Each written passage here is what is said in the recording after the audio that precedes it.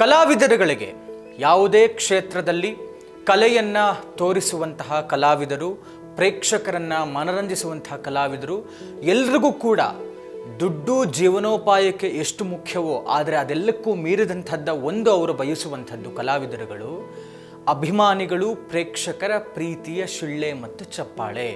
ಶಿಳ್ಳೆ ಮತ್ತು ಚಪ್ಪಾಳೆ ಬರೀ ಮಾಸ್ ಆಡಿಯನ್ಸ್ ಹೊಡಿತಾರೆ, ಕ್ಲಾಸ್ ಆಡಿಯನ್ಸ್ ಹೊಡೆಯಲ್ಲ, ಈ ಥರ ಯಾವ ವ್ಯತ್ಯಾಸಗಳು ಇಲ್ಲ ಅಥವಾ ಹೋಲಿಕೆಗಳು ಇಲ್ಲ.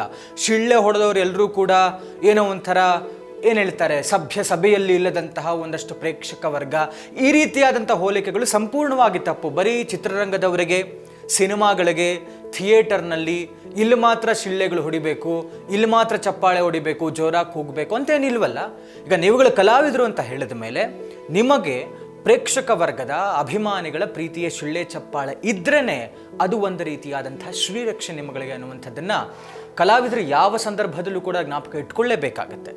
ಯಾಕೆ ನಾನು ಇಷ್ಟೆಲ್ಲ ಪೀಠಿಗೆ ಹಾಕ್ತಾ ಇದ್ದೀನಿ, ಇಷ್ಟೆಲ್ಲ ಹೇಳ್ತಾ ಇದ್ದೀನಿ ಅಂತ ಹೇಳಿದ್ರೆ, ನಮ್ಮ ಕರ್ನಾಟಕದಲ್ಲಿ, ನಮ್ಮ ರಾಜ್ಯದಲ್ಲಿ ಬೇಕಾದಷ್ಟು ಗ್ರಾಮೀಣವಾದಂತಹ ಸೊಗಡುಗಳು, ಗ್ರಾಮೀಣವಾದಂತಹ ಕಲಾ ಪ್ರಕಾರಗಳು ಬೇಕಾದಷ್ಟಿದ್ದಾವೆ.